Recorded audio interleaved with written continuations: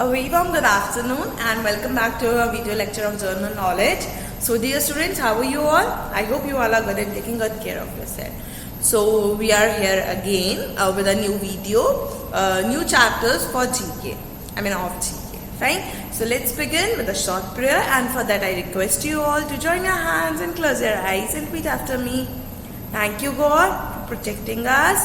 Thank you God for everything and keep blessing on us. Thank you. Okay, so let's begin. Today the date is 9th July, class 8, subject General Knowledge. We are on page number, मैं आपको page number से बता रही हूँ. Page number is 17. Okay, and our topic is energy conservation. In the last topic we have done the golden birds and the animals in danger, which is available on your screen. आप screen पे देख सकते हो, आपको pages दिखाई दे रहे हैं. Fine, okay. So let's begin. Energy conservation. See, energy conservation means ये थोड़ा आपका साइंस से रिलेटेड टॉपिक है और आपको पता होगा कि हमें एनर्जी कैसे कंजर्व करनी है, कैसे उसे बचाना है. So हम उसी के बारे में करेंगे, but we are going to do in a different way. See, as the one sentence is having 3 to 4 fill-ups, so first I'm going to write all the words. मैं fill-up पूरे करूँगी and after that I'll explain you the whole meaning क्या है, because उससे हमारा काम जो है आपको easily समझ में आएगा कि कहाँ पर क्या word आना है. जैसे first आएगा house emissions, ठीक है, हम easily फिर जो पूरा sentence है उसका मतलब समझ पाएंगे. Fossils, crude and CO2, ये हमारे फर्स्ट जो सेंटेंस है उसके आंसर्स है. Fine.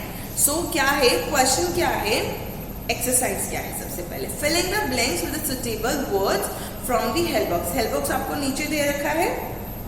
C, here is the help box. Fine. और आपको ये फिलअप्स फिल करने हैं.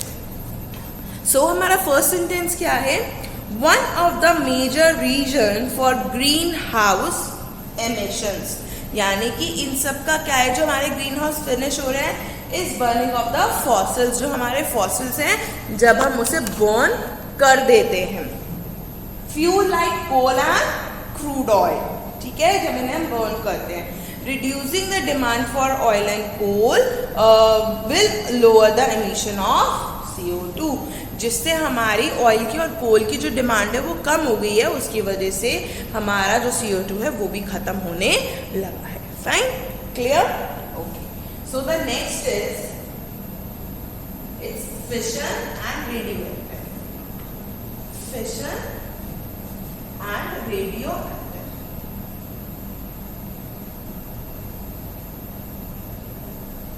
Wait, I'll give you the time to note down the answers also. Right? Fix है तो 3-3 करके. क्या है हमारा, for our energy requirements, हमारी एनर्जी के रिक्वायरमेंट के लिए we also heavily depends on nuclear power. हम सब न्यूक्लियर पावर पे डिपेंड है. That's true. It is controlled use of nuclear reaction currently limited to. It is controlled, क्या हम न्यूक्लियर रिएक्शन को कैसे कंट्रोल करते हैं, जो लिमिटेड है किससे, न्यूक्लियर फिशन से.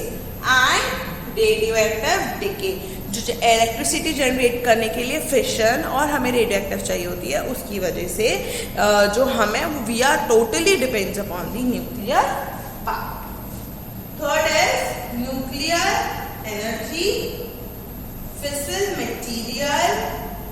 ये आपके फिलअप है जो आपको 9 वर्ड बाय वर्ड, मतलब जैसे इसमें आपको भरने हैं वो ही मैं आपको बता रही हूँ. Uranium 235,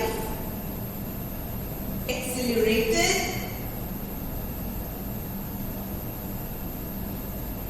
and heat. फाइन. मैं अब आपको टाइम दूंगी. 3 सेंटेंस हो गए तो आप आराम से इनके आंसर्स लिख सकते हैं.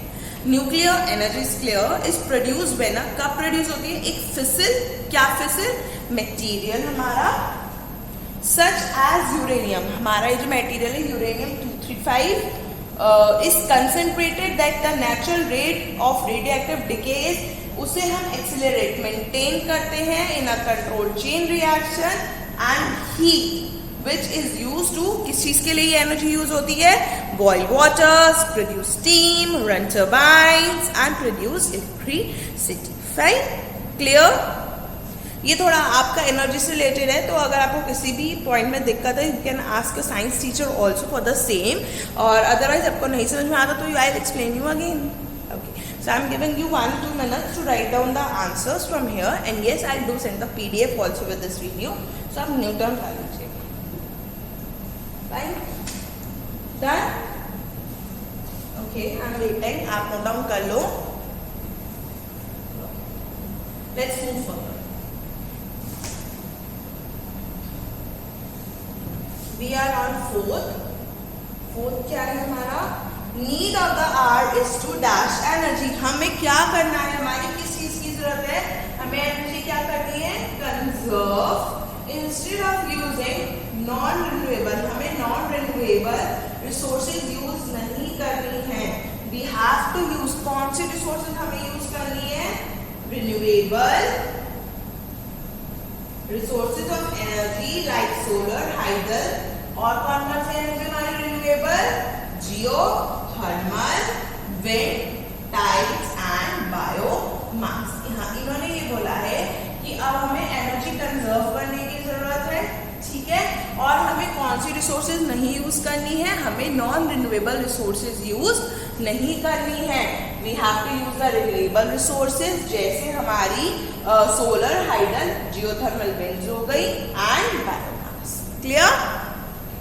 Move to the next. Biomass is a plant material. Biomass जो है वो एक प्लांट मटेरियल है. We know that. Energy it contains come from, जो इसके अंदर एनर्जी होती है वो कहाँ से आती है?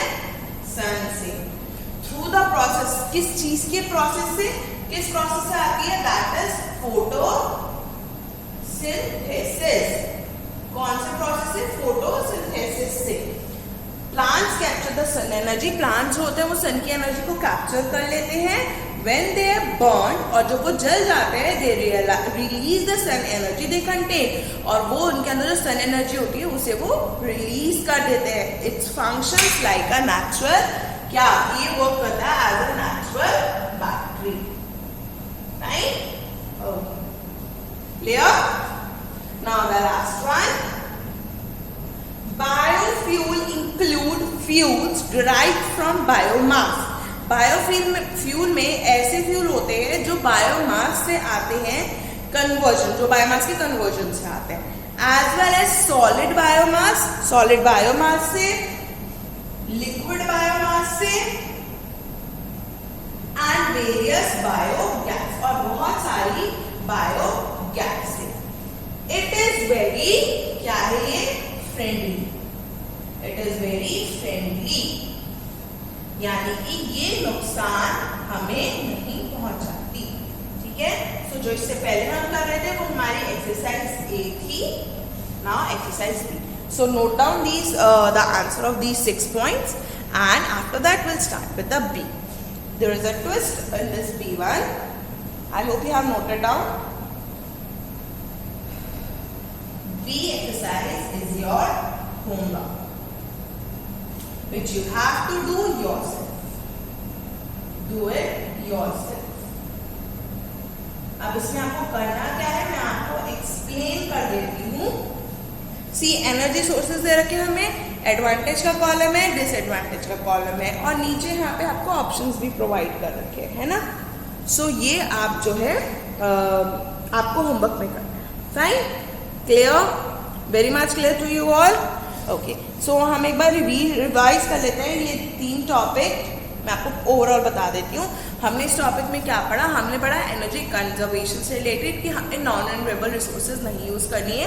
We have to use the renewable resources, right. हमें एनर्जी कंजर्व करनी है. कुछ जो ऐसे होते हैं हमारी, जैसे लिक्विड बायोगैस हो गई, बायोमास हो गया, बायोगैस हो गया, ये बहुत ज़्यादा फ्रेंडली है हमारे इन्वायरमेंट से रिलेटेड. डन. ओके, सो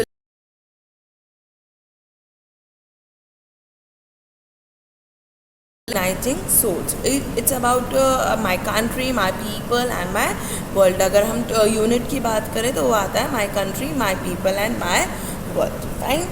सो आज का ये हमारा लास्ट टॉपिक होएगा and next Monday means Monday we will start a new chapter. Okay, so the question is, yes, I'll send you the PDF also, so don't worry about that. Try and fail, but don't fail to try. कोशिश करके fail हो जाओ, लेकिन बिना कोशिश करे मतलब बिना फेल हुए ट्राई करना मत छोड़ो. Rejection should make no sense at all if you believe in yourself. See, हमने करा था ना स्टेला वाली स्टोरी पढ़ी थी हमने लाइफ स्किल्स में कि उसका मोटिवेशन लेवल बहुत हाई होता है, वो कभी भी अपने आप को लेट डाउन नहीं होने देती. उसको तो रिजेक्शन गिविंग अप जो होता है उसे पता ही नहीं था. ठीक है, although she lost her arms but still उसका मोटिवेशन लेवल बहुत ज़्यादा हाई था. तो अब ये क्या कह रहे हैं कि that if you believe in yourself, so अगर आपको रिजेक्शन भी मिलता है तो you will cover up with that. Fine, okay. So there are some peoples जिसके बारे में हम बात करेंगे. एंड सोल्स हमने इसलिए करा है because they are very high level. उनका जो लेवल था सोचने का, कुछ भी करने का, वो बहुत ज़्यादा हाई था. So the first one is his 2 business venture fail, यानी कि उसके 2 बिजनेस बिल्कुल फेल हो चुके थे. ही लॉस्ट 8 डिफरेंट इलेक्शंस, वो 8 इलेक्शंस में भी हार चुका था. Had a complete nervous breakdown, और उसका नर्वस जो था बिल्कुल ख़राब हो चुका था, ब्रेकडाउन हो चुका था. Before becoming president of the US इन 1860. 1860 में ये अमेरिका के US के प्रेसिडेंट बने थे, लेकिन उससे पहले इनके साथ ये सब कुछ हो चुका था. तो who is this igniting souls? Igniting होता है एक मोटिवेशनल, एक spark kind of. So the person name is Abraham Lincoln. What is the name of the person? The person name is Abraham Lincoln. Very good. Okay, so let's come to the next one. A famous writer, बहुत अच्छे writer हैं ये, famous है बल्कि. His first novel was rejected everywhere. इनकी जो पहली novel थी, हम चाहते ना पब्लिश कराना अपनी नॉवल को, तो सब लोगों ने रिजेक्ट कर दिया. इन दिस में ही threw it in the garbage. अब जब रिजेक्शन हो गया हर जगह से, तो ऑब्वियसली बात है कि हम थोड़ा सा कॉन्फिडेंस लूज कर जाते हैं. सो उन्होंने वो गार्बेज में थ्रो कर दी थी. His wife inspired him again. उनकी वाइफ ने उन्हें मोटिवेट करा, उन्हें इंस्पायर करा. He picked up the story and went to the another publication. ये उन्होंने अपनी स्टोरी उठाई और वो वापस किसी और पब्लिकेशन पे गए. And who is this writer, famous writer? He is Stephen King. Fine, okay. He ran from pillar to post in search of a job. Pillar to post, sorry. He ran from pillar to post in search of a job. ये भागे थे. He went to Toyota company. Toyota company में भी गए थे. He was rejected and told that he was not fit for the job. वो reject कर दिया गया और उन्हें ये भी बोला गया कि that you are not fit for the job. He didn't give up. उन्होंने तब भी गिव अप नहीं करा. He created his own automobile company at that competes with Toyota. मतलब पहले तो ये जॉब के लिए गए, रिजेक्ट हो गए, और इन्होंने हार नहीं मानी. इन्होंने फिर क्या करा, इन्होंने खुद की एक ऑटोमोबाइल कंपनी खोली जिसने टोयोटा को compete कर दिया. And you all very much acquainted with the name. आपको नेम सुन के कंपनी का पता चल जाएगा. That is Soichiro Honda. Honda company है हमारी, तो ये उन्हीं की कंपनी है. Right, clear? ओके. सो हमने अभी 3 इग्नाइटिंग सोल्स के बारे में पढ़ लिया. फर्स्ट हमने पढ़ा अब्राहम लिंकन के बारे में, that before becoming the president he lost his he lost different elections. Complete nervous breakdown हो चुका था, बिजनेस वेंचर फेल्ड हो चुके थे, स्टिल ये प्रेसिडेंट बने. फेमस राइटर थे, बुक हर जगह से रिजेक्ट हो गई. उनकी वाइफ ने उन्हें इंस्पायर करा और वो दोबारा गए किसी पब्लिकेशन के पास, that is Stephen King. Then हमने एक ऐसे पर्सन के बारे में पढ़ा जो एक ऑटोमोबाइल कंपनी में इंटरव्यू के लिए गया था, और वो ऑटोमोबाइल कंपनी कौन सी थी? टोयोटा. और उनको वहाँ से रिजेक्ट कर दिया गया और ये बोला गया that you are unfit for the job. और उसके बाद उन्होंने खुद अपनी ऑटोमोबाइल कंपनी खोली, that is the Honda, that is Soichiro Honda. Fine. The next is she was a manager and account management she did for years. Manager थी और accounts manage करती थी, but she want to be creative and write. मतलब वो creative और एक writer बनना चाहती थी. She was fired from her job. उन्हें अपनी जॉब से निकाल दिया गया. She sometime worked 90 hours a week. एक हफ्ते में 90 घंटे काम करना.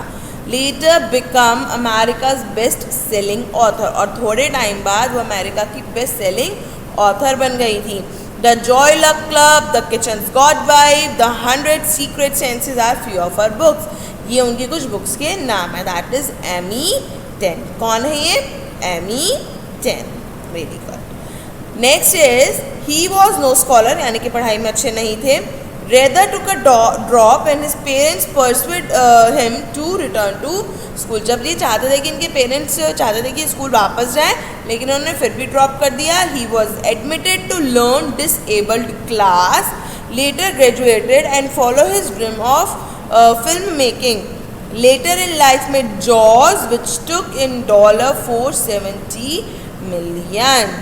मतलब ये फिल्म मेकर बनना चाहते थे और इन्होंने उसमें फिर एडमिशन भी ले लिया और उन्होंने फिर जो फिल्म बनाई थी जॉज, उससे इन्हें $470 million मिले थे। And the film maker is Steven Spielberg. लिखा है ना आपकी बुक में Steven Spielberg.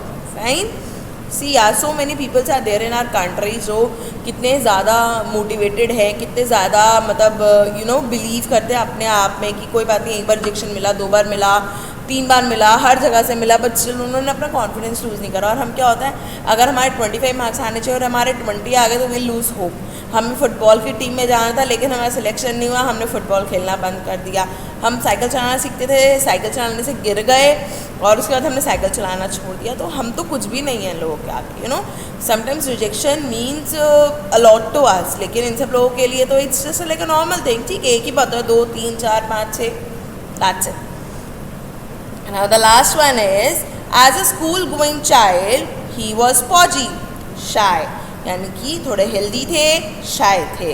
The last kid in his class to be picked up for any sport and was a butt of jokes and ridicule, यानी कि ये अपनी class में स्पोर्ट्स में सबसे लास्ट में चूज़ किया जाता था, होता ना काइंड ऑफ एन एक्स्ट्रा।